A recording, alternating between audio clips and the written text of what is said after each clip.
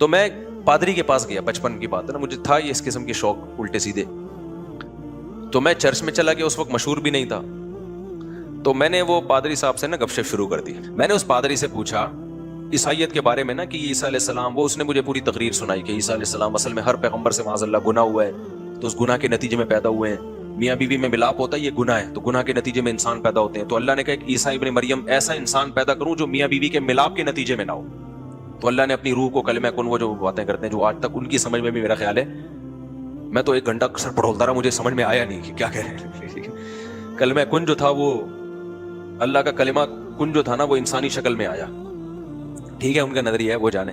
خیر, اس کا خلاصہ یہ کہ کلمہ کن انسانی شکل میں آیا, اور وہ گناہ کے نتیجے میں نہیں, بس عیسیٰ پاک روح پیدا ہو گئی اس کے نتیجے میں. تو اچھا, ان کے ہاں پادریوں میں یہ بھی ہے کہ شادی بیاہ اچھا عمل نہیں ہے, جو بہتر نہیں ہے. بہتر ہے کہ آپ للہ فی اللہ زندگی گزاریں نکاح سے دور, کیونکہ ان کے ہاں جو میاں بیوی کا ملاپ ہے نا, اس کو اچھی نظر سے نہیں دیکھا جاتا. حلال تو ہے, مگر یہ کہ جو نہ کرے وہ زیادہ اچھا ہے. پاکیزہ ہے نا, پاکیزہ. جیسے حضرت مریم کا نکاح نہیں ہوا تھا, ان کے مذہب میں یہ چیز ہے. پادریوں میں بھی اصل جو مذہب تھا وہ یہ کہ نکاح مت کرو, اب انہوں نے کرنا شروع کر دیا ہے. لیکن پادریوں کا جو اصل مذہب تھا رہبانیت, وہ نکاح مت کرو کیونکہ یہ عمل گندا ہے. تو اس پہ بحث شروع ہو گئی کہ یہ گندا ہے کہ اچھا ہے. میں نے کہا مجھے ایک بات بتاؤ, ہم اور آپ جو پیدا ہوئے یہ غلط ہوئے, نہیں ہونا چاہیے تھا. میں نے کہا نہیں. تو میں نے کہا جس کام کے نتیجے میں پیدا ہوئے وہ کیوں غلط ہو گیا بھائی, پھر وہ کیوں غلط ہو گیا؟ ایک مثال دے رہا ہوں میں, جس کام کے نتیجے میں, بھائی اسلام نے تو بتا دیا کہ حلال ہے کیا ہے, حرام ہے. حرام کرو گے تو ولد الزنا بچے پیدا ہوں گے, غلط ہو گیا نا. حلال کرو گے تو حلال بچے پیدا ہوں گے. تو کام ہی کو غلط قرار دینا ٹھیک نہیں ہے. لیکن اتنی بات تو ہے نا کہ اس کام کو اگر آپ ویسے ہی اگر دیکھ لینا اس کے اتنی دلائل سے ہٹا کے, تو انسان اس عمل سے شرماتا ہے, چھپاتا ہے اس عمل کو, لوگوں کے سامنے ظاہر نہیں. جیسے بیت الخلا جانا, لیکن اس قابل ہے کہ پوری دنیا کے سامنے آدمی بیت الخلا جائے. دیکھنے میں تو کتنا گندا عمل ہے نا, واش روم میں بیٹھا ہوا ہے اور پتہ نہیں کیا کیا رپورٹیں پیش کر رہا ہے وہاں جا کے. لیکن اس لحاظ سے گندا ہے کہ بدبو بھی ہے اس میں, چھپاتا بھی ہے لوگوں سے, دیکھتا ہے کنڈی اچھی طرح لگی ہے کہ نہیں لگی. اور پاکستان میں تو تالے ڈال کے بیٹھا کرو, جب زیادہ دیر ہوگی نا دروازہ توڑ کے لوگ گھسیں گے اندر, اور کیمرے بھی ہاتھ میں ہوتے ہیں لوگوں کے. تو اس لحاظ سے تو گندا عمل ہے دیکھنے میں, لیکن اس لحاظ سے بہت اچھا عمل ہے. یہ نہ ہونا تو قبض کی گولیاں کھاتا ہے انسان. حکیم صاحب 3 دن سے واش روم نہیں گیا. حکیم کہے کہ تو واش روم جانا چاہتا ہے, اتنا گندا عمل. اچھا ہے, شکر کر, نہ بدبو آ رہی ہے کہیں سے, اور نہ جو ہے تو کہیں گندگی ڈال کے آ رہا ہے. اور اب ہم باتیں کرتے ہوئے بھی گھنا رہی ہے ایسی باتیں کرتے ہوئے. لیکن بھائی گندا ہو کے بھی کیا ہے, ضرورت ہے. نہیں ہوگا تو قبض کی گولیاں کھا کھا کے واش روم جاؤ گے, اور زیادہ 1 ہفتہ قبض ہو گیا تو بولو گے بھائی اب تو جمال گوٹا کھلا دو حکیم صاحب, تو جمال گوٹا کھلاؤ. تو اس لحاظ سے کیا یہ گندا عمل ہے کہ چھپاتا ہے انسان اس عمل کو. تو میاں بیوی کا ملاپ بھی اس لحاظ سے چھپانے کا عمل ہے, انسان کو اس میں حیا آتی ہے. لیکن نتیجے میں کیا ہو رہا ہے, نتیجہ بالکل اپوزٹ ہو رہا ہے. اولاد ملتی ہے جس میں انسان خوشیاں مناتا ہے, انہی اولاد میں مجاہدین پیدا ہوتے ہیں, بڑے بڑے نیک لوگ پیدا ہوتے ہیں, بڑے بڑے دنیا میں کام کرنے والے لوگ پیدا ہوتے ہیں. تو میں یہ کہہ رہا تھا ان دونوں عملوں میں آپس میں کوئی ظاہری طور پر مناسبت نہیں ہے. اگر ہم سائنسدانوں کے حوالے کر دیتے کہ وہ بتاؤ یہ انسان کیسے دنیا میں آیا, اور انہوں نے یہ پروسیس اپنی آنکھوں سے نہ دیکھا ہوتا, تو خدا کی قسم کبھی اس نتیجے پہ نہیں پہنچتے کہ یہ نر مادہ کے ملاپ کا رزلٹ ہے. پودوں کو بھی نہ دیکھا ہوتا انہوں نے اگر, تو کبھی بھی اس نتیجے پر نہیں پہنچتے. مولانا شیخ تھانوی رحمہ اللہ نے ایک بڑی پیاری بات لکھی ہے ڈاروین کے بارے میں نا, جو ایوالو ہونے کا قائل ہے, ایوالو ہوا ہے. انہوں نے فرمایا کہ یہ جو منی سے انسان بنتا ہے نا, منی کے قطرے سے, اگر سائنسدانوں کو لے جا کے نا جنگل میں چھوڑ دیا جائے, یا جنگلی لوگوں کو کہا جائے کہ اس پہ ریسرچ کرو, جنہوں نے یہ عمل کبھی نہ دیکھا ہو, فرمایا اگر کوئی ان کو جا کے بتائے نا یہ عمل ہوا ہے, وہ 100 دفعہ مر کے پیدا ہو جائیں گے مگر اس عمل پہ یقین نہیں کریں. کہتے ہیں امپاسبل, ایسا ہو ہی نہیں سکتا. تو لیکن ہم نے مشاہدہ کر لیا تو ہم اللہ کی اس قدرت پہ ایمان لے آئے. تبھی اللہ کہتا ہے کہ جو منی سے انسان کو بنا سکتا ہے, اور منی کے لفظ قرآن نے کیا لفظ استعمال کیا, من نطفۃ امشاج, ملے ہوئے پانی سے, سلالۃ من ماء مہین, ایک ذلیل گھٹیا پانی جو خلاصہ ہوتا ہے مختلف چیزوں کا. سلالہ پتہ ہے کسے کہتے ہیں, سلہ یتسللو کا معنی ہوتا ہے کھسکنا. جیسے آٹے میں سے بال آپ یوں کر کے آرام سے نکال لیتے ہیں, ہوتا ہے نا, یا کوئی مجلس میں بندہ بیٹھا وہ کھسک کھسک کے پتلی گلی سے نکل جائے, اس کو بھی یتسللون منکم لوادا سورہ نور میں کہ منافقین نبی کی مجلس میں ہوتے تھے، یوں ہی کر کے کھسک کے نکل جاتے تھے، بغیر اجازت کے چلے جاتے تھے. تو اللہ نے منی کے لیے سلالہ کا لفظ استعمال کیا قرآن مجید میں. کیا مطلب؟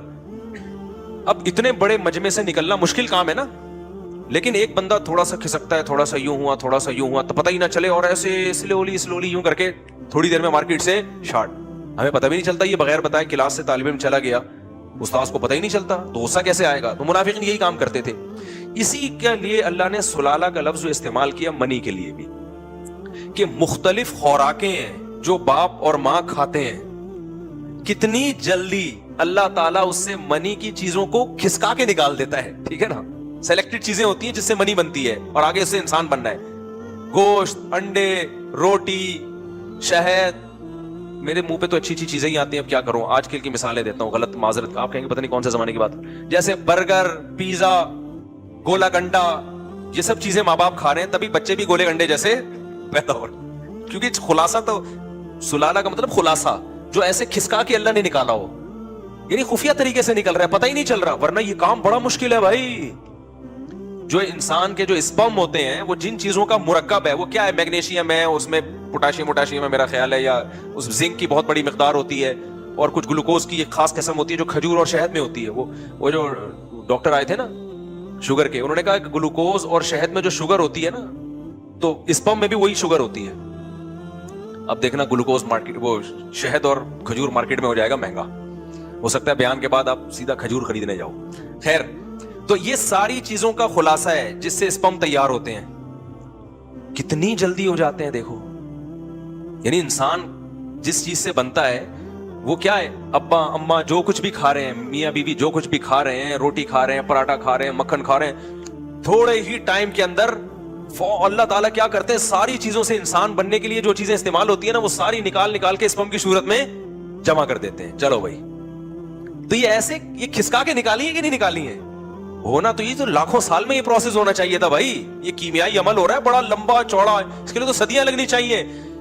72 گھنٹے کے اندر جو ہے نا، 72 گھنٹے کے اندر یہ پورا پروسیس مکمل ہو جاتا ہے. یعنی جتنا ڈسچارج ہوا ہے نا مرد یا عورت، وہ 72 گھنٹے میں ڈاکٹر کہتے ہیں مکمل وہ مادہ بن کے تیار ہو جاتا ہے، اور چند گھنٹوں کے اندر بننا شروع ہو جاتا ہے. لیکن بنتا کیسے ہے؟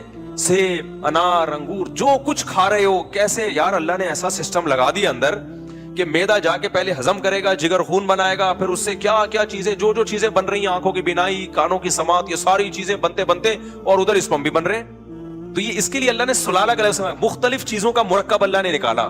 یہ اللہ کی بہت بڑی خدا کی قسم قدرت ہے. یہ آٹومیٹیکلی نہیں ہو سکتی، اس کے لیے کوئی سسٹم بنا کے کسی نے وہ سافٹ ویئر انسان کی باڈی میں انسٹال کیے ہیں. ایسے سافٹ ویئر کروڑوں اربوں سال میں بھی آٹومیٹیکلی خود بخود نہیں بن سکتے.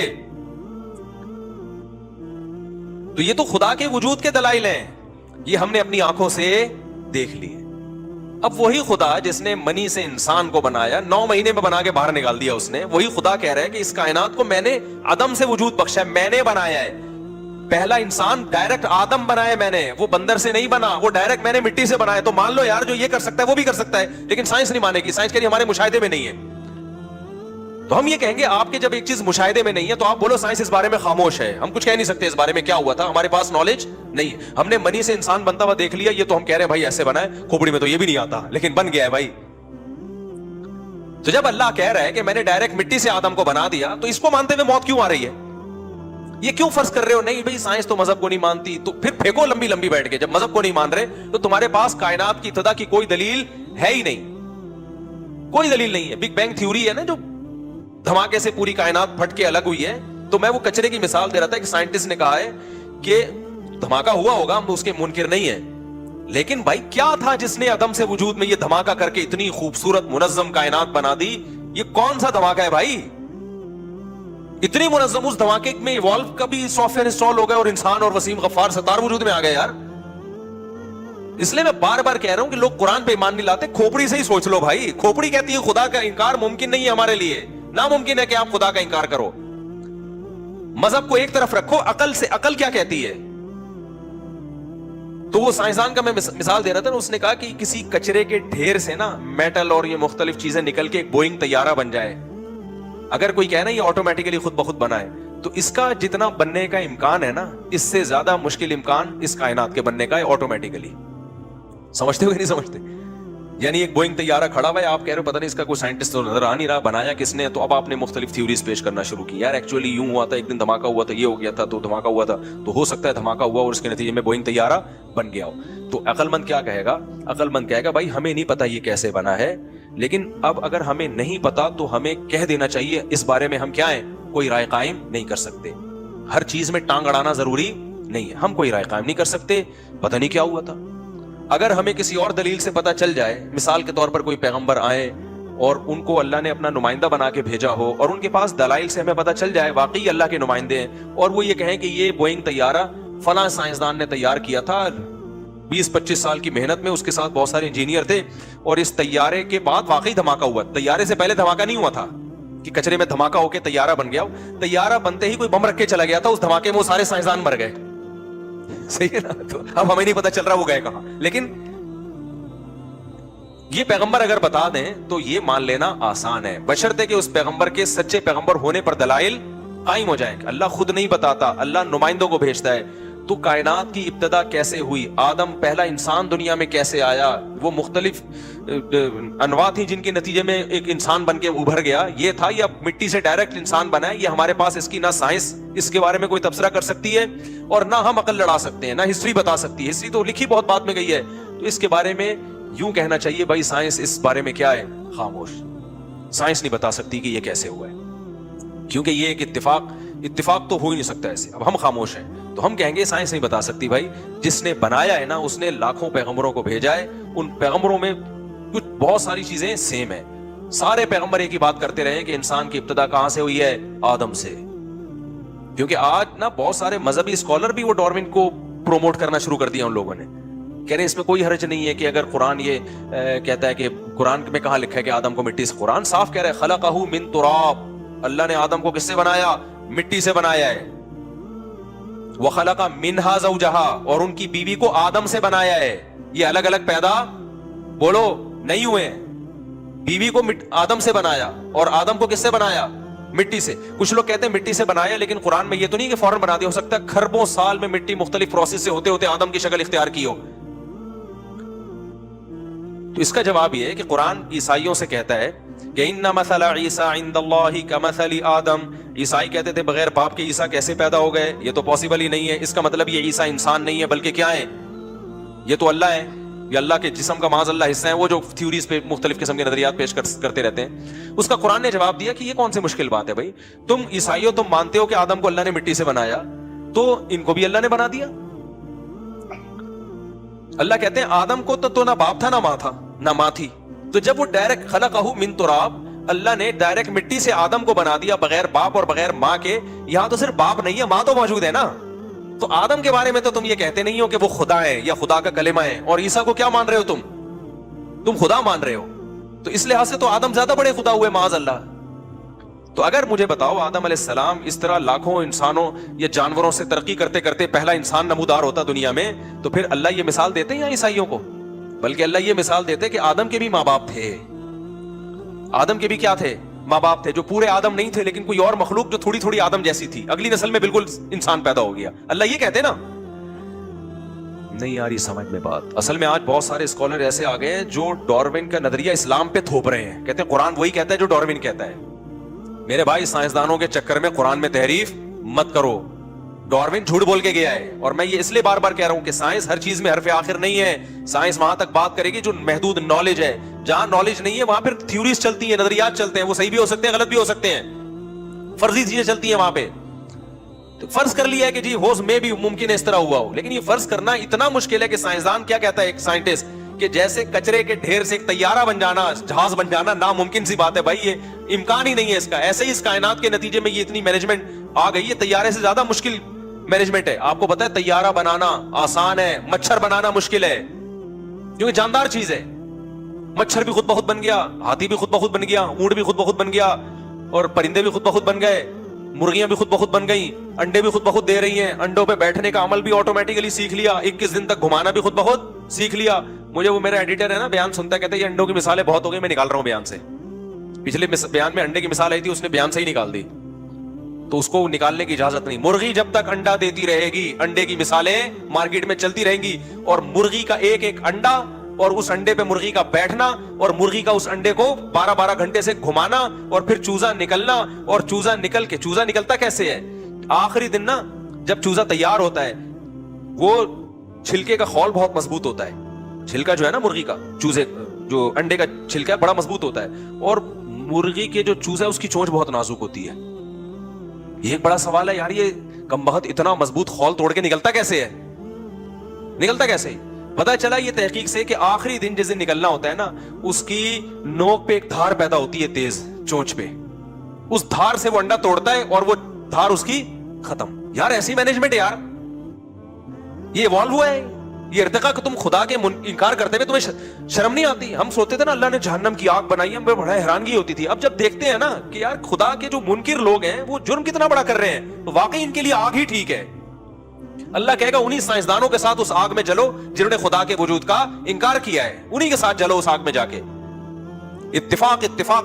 پھر بھی میں بتاؤں سائنس مجبور ہے یہ کہنے پر کہ ایسے ہوا ہے. وجہ کیا ہے کہ انہوں نے تو خدا کا ماننا ہی نہیں ہے نا.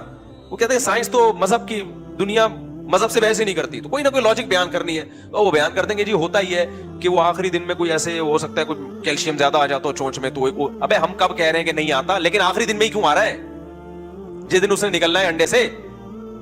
تو جب تک دنیا میں انڈا رہے گا, جب تک مرغی رہے گی, مرغی انڈا دے گی, 21ویں دن چوزے انڈے سے باہر نکلے گا, پھر مرغی اس کو پالے گی, اور پہلے دن سے مرغی دانا توڑ توڑ کے اپنے بچے کو کھلائے گی. یہ سارے انڈے ڈارون کے منہ پہ ایک ایک انڈا زور زور سے چماٹ مارتا رہے گا اور بتاتا رہے گا, بتا یہ کون ہے جس نے مجھے بنایا, یہ کیسے آٹومیٹکلی وجود میں آ گیا سب کچھ, یہ پورا نظام. نہیں آ رہی میرا خیال ہے بات سمجھ میں؟ دیکھو جس کو خدا پر ایمان لانا ہوتا ہے نا, ایک ایک مثال پکار پکار کے کہہ رہی ہوتی ہے کہ مجھے کوئی پیدا کرنے والا ہے, بشرطے کہ کھوپڑی صحیح کام کر رہی ہو, دل کی آنکھیں کھلی ہوئی ہوں. اللہ کا شکر ہے میں بچپن سے یہ چیزیں دیکھتا ہوں, میں بار بار, کیونکہ میں نے 8ویں میں پڑھا تھا ڈارون کی تھیوری, بہت زیادہ میں اس سے بوکھلا گیا تھا کہ یار یہ کیا ہے, مذہب کچھ اور کہہ رہا ہے, سائنس کچھ اور کہہ رہی. اس وقت سے میں نے غور کرنا شروع کیا, ایک ایک چیز کو دیکھتا تھا کہ یہ کیسے ہو گیا, یہ کیسے ہو گیا, یہ کیسے ہو گیا. میرے پاس ایک ڈاکٹر صاحب ہے, میں ان کو مرغی انڈوں پہ بیٹھی ہوئی لے جا کے دکھا دی ان کو, میں نے کہا دیکھ لے. میں نے کہا ڈاکٹر تو صرف یہ بتائے گا کہ انڈے میں کتنے پروٹین ہوتے ہیں, اچھے والے کون سے ہیں, برے والے کون سے ہیں, اور کتنے انڈے کھانے چاہیے, یہ ڈاکٹر کا ٹاپک ہے. مذہب کا ٹاپک یہ ہے, اللہ نے ایک جگہ بھی نہیں کہا کہ انڈے میں اتنے پروٹین ہے, دودھ میں اتنے پروٹین ہے, نہ نہ. اللہ کہتا ہے کہ میں نے کہا جو میرا ٹاپک ہے, میں تو مذہبی اسکالر ہوں نا, میرا ٹاپک ہے ڈاکٹر صاحب یہ جو انڈوں پہ مرغی بیٹھی ہوئی ہے نا, ڈاکٹر سے تو میں نے انڈوں کے بارے میں نالج لے لی تھی جو اس کے پاس علم ہے کہ کتنے انڈے روزانہ کھانے چاہیے. ڈاکٹروں کی مختلف آ رہا ہے, کوئی کہتے 2 انڈے کھاؤ گے, 4 انڈے کھاؤ گے, کہتے ہیں ورزش زیادہ کر تو 6 انڈے بھی کھا لو. وہ مختلف قسم کی رپورٹیں, اب اپنی ذمہ داری پہ آپ نے کھانا ہے, ٹھیک ہے نا, وہ ڈاکٹر سے پوچھیں. ڈاکٹرس کو ہم نے چھوڑ لیا, ہم نے کہا ڈاکٹر صاحب ہماری بھی کچھ فیلڈ ہے, اب کچھ باتیں ہم آپ کو بتائیں گے انڈوں سے, آپ تو صرف انڈے کھانا کتنا ہے, چھلکے کا کیا کرنا ہے یہی بتاؤ گے نا. قرآن اس حوالے سے انڈے پہ غور کرنے کا حکم نہیں دیتا. قرآن اس کائنات پہ غور کرنے کا حکم کسی اور نقطۂ نظر سے دیتا ہے کہ یہ خود بخود نہیں ہو سکتا. میں نے کہا مجھے ایک بات بتاؤ, یہ مرغی بیٹھی ہوئی ہے اور دوسری مرغی ہمارے دوسرے ڈڑبے میں وہ چوزوں کو پال رہی تھی. میں نے کہا میں نے دانا ڈالا, فوراً مرغی نے دانا اٹھا کے نا ایسے اس کو ریزہ ریزہ کر کے نیچے ڈالا تاکہ بچے کھائیں.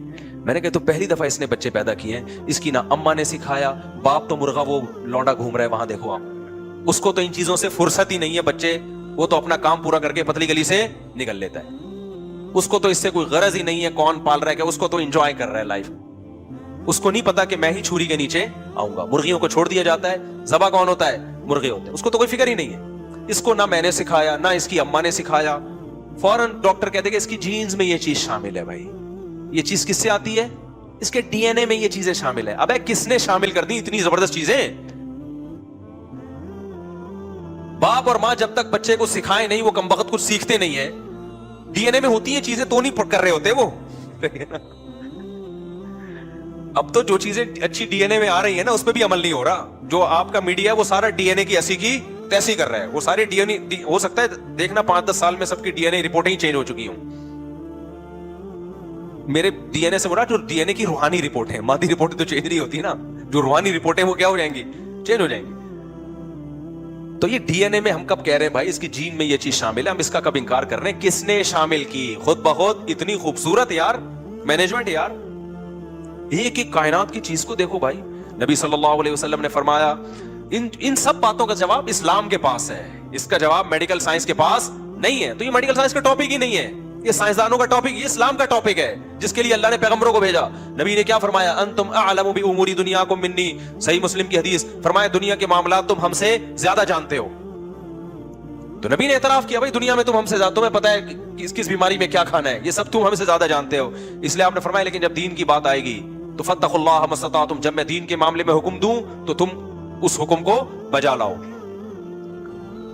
تو اس لیے میں ان طلبہ سے کہتا ہوں اور آج کی نئی جنریشن سے کہتا ہوں کہ ہر چیز میں آئنسٹائن کو دخل مت دو, ہر چیز میں اس کو مت گھسیڑو تم, اس سے بھی اللہ سوال کرے گا کہ تو نے جو نعمتیں میں نے تجھے دی ہیں, تو نے ان نعمتوں میں مجھے کتنا یاد کیا, مجھے میرے وجود پر ایمان. اگر وہ اس سوال کے جواب میں پورا اتر گیا اللہ اس کو کامیاب کرے گا, نہیں اترا اللہ کہے گا مجھے اس سے غرض نہیں ہے کہ تو نے کیا کیا لوگوں کے لیے, پہلے میں ہوں, سب سے پہلے میں.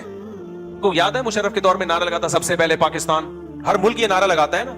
ملکوں کی پالیسی ہوتی ہے بھائی ہمارے لیے کیا کر رہے ہو, تو کیا اللہ کی پالیسی نہیں ہوگی؟ حالانکہ ملک بعض دفعہ اس میں ظلم بھی کر رہے ہوتے ہیں کہ سب سے پہلے ہم, کیا مطلب دوسرے کا بیڑا گرک کر دو. لیکن اللہ یہ نعرہ لگانے میں کہ سب سے پہلے میں, یہ نعرہ لگانے میں اللہ حق پر ہے, کیونکہ اللہ کہتا ہے پیدا میں نے کیا, کائنات کو بنایا میں نے, آسمان سے بارشیں میں برسا رہا ہوں, سارا نظام میرا چلایا ہوا ہے, اور تم مجھے کا انکار کر دو بھائی. اس لیے میرے بھائی ہماری نظر میں, اللہ کی نظر میں, اسلام کی نظر میں سب سے زیادہ ویلیو اس سوال کی ہے کہ آپ خدا پر ایمان رکھتے ہو یا نہیں رکھتے, آپ اللہ کی مان کے چلتے ہو یا نہیں چلتے. اس کے علاوہ باقی چیزیں دوسرے درجے میں ہیں, سمجھتے ہو کہ نہیں سمجھتے ہو. تو جب مرغیوں کو دیکھا کرو نا انڈے پہ بیٹھے ہوئے, اور وہ جو میرے بیان ایڈٹ کرتا ہے اس کو بھی انڈے والی مثال نکالنے کی اجازت نہیں ہے. مرغی جب تک انڈا دیتی رہے گی انڈے کی مثالیں مارکیٹ میں آتی رہیں گی, کیونکہ کل ایک اور مرغی میں نے انڈوں پہ بٹھائی ہے, ایک اور مرغی بٹھا دی میں نے انڈوں پہ. ہمارے پاس 4-5 مرغیاں لی تھی, اس سے ماشاءاللہ ایسی برکت ہوتی چلی آ رہی ہے, ایسی برکت ہو رہی ہے. وہ پھر اچھا میں نے رکھی ہوئی دیسی مرغیاں, 7-8 انڈے دے کے وہ انڈوں پہ بیٹھ جاتی ہیں. اب انسان کو انڈے روزانہ زیادہ چاہیے, تو بجائے اس کے کہ دیسی مرغیاں پالے زیادہ پال لے, لیکن وہ کیا کر رہا ہے, جو مرغی جس کو قدرت نے 8 انڈے دینے کے بعد کہا تھا انڈوں پہ بیٹھنا, پھر چوزے نکلیں گے, محبت سے ان چوزوں کو پالنا, وہ چوزے ماں کی ممتا اور اس کی چھاؤں میں غیرت کے ساتھ بڑے ہوتے ہیں, پھر وہ ایک عمر کو, جوانی کو پہنچتے ہیں, پھر جناب وہ پھر وہی عمل دہراتے ہیں, 8 انڈے دیے اور یہ وغیرہ وغیرہ. تو اب انسان چونکہ ہوس کا ہے اس کو چاہیے روزانہ انڈے, اس نے مرغیوں کی کراس بریڈنگ کر کے مرغیوں کی نسلوں کا بیڑا غرق کر دیا. جیسے انسان کا نسل کا بیڑا غرق ہو گیا نا, تو ایسے مرغیوں کا بھی کیا کر دیا. اب گن پوائنٹ پہ روزانہ مرغی کیا کر رہی ہے, انڈے دے رہی. ایسی ایسی مرغیاں آ رہی ہیں سال میں 365 دن ہے, 360 دن انڈا دے گی. بھینس اتنا کھا نہیں رہی جتنا دودھ نکال رہی ہے.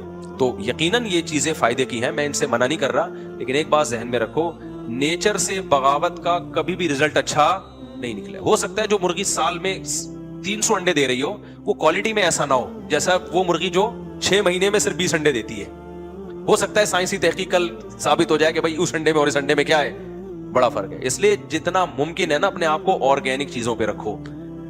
جو ٹینشن لے لیا کرو مرغی اور بکری پالنے کی, اس میں ناک پہ مکھی نہ بٹھایا کرو کہ ایکچولی میری پرسنالٹی کہ میں مرغیوں کو دانا ڈالوں اور میری پرسنالٹی کہ میں مرغیوں کو بکریوں کو چارہ کھلاؤں. پرسنالٹی یا صحت دونوں میں سے ایک کا انتخاب کر لو آپ. پہلے زمانے میں بڑے لوگ جاگنگ نہیں کرتے تھے, ایکچولی ہماری پرسنالٹی ہے, ہم تو خراما خراما چلتے ہیں. جب ڈاکٹروں نے بولا نا ہارٹ اٹیک سے بندے مرنا شروع ہو گئے تو چٹیاں پہن کے دوڑ رہے ہیں پارکوں میں. پرسنالٹی گئی ایک طرف. میں نے بعض ایسے نیک لوگ دیکھے ہیں وہ بہت پروقار زندگی گزار رہے ہوتے ہیں, ان کے مریدین ہوتے ہیں, شیخ صاحب جا رہے ہیں, حضرت جی آگے آگے خراما خراما. جیسے پہلے زمانے میں دلہن رخصت ہوتی تھی نا, بڑی تمیز سے ہوتی تھی, اب تو پہنچ کے فون کرتی تھی ابو میں آ گئی ہوں, آپ بتائیے کل آ جاؤں گے ملنے کے لیے. تو جیسے دلہنیں نہیں پہلے چلتی تھیں بڑی تمیز سے, ایسے ہی بعض ہم نے دیکھے نیک لوگ ہوتے ہیں ایسے خراما خراما چل رہے ہوں گے, ایٹیٹیوڈ بڑا تمیز, لوگ سمجھتے ہیں دم کروا رہے ہیں, وہ ہوتے کولیسٹرول کے ڈبے بن جاتے ہیں تھوڑے دنوں میں نا. وہ فطرت تھوڑی دیکھتی ہے بھائی کہ تم نیک ہو یا برے ہو, کیا خیال ہے, تمہاری عزت خراب ہو جائے گی تیز چلنے سے یا دوڑنے سے. نیچر ان چیزوں سے متاثر نہیں ہوتی, نیچر تھوڑی متاثر ہوتی ان چیزوں سے. تو نتیجہ کیا نکلا کہ وہ کوئی اللہ معاف فرمائے کیا کیا ہو رہا ہے مارکیٹ میں, اب میں کیا کہہ سکتا ہوں. بیمار ہو گئے, ہارٹ اٹیک ہو گیا, ڈاکٹر نے بولا چل بھائی بھاگو. اب ان کو شرم آ رہی ہے, مرید کیا بولیں گے, یار ہم بھاگ رہے ہیں اتنے بڑے بزرگوں کے بھاگ رہے ہیں. تو اس لیے شروع ہی سے نا یہ بزرگی کا لبادہ انسان رکھے ہی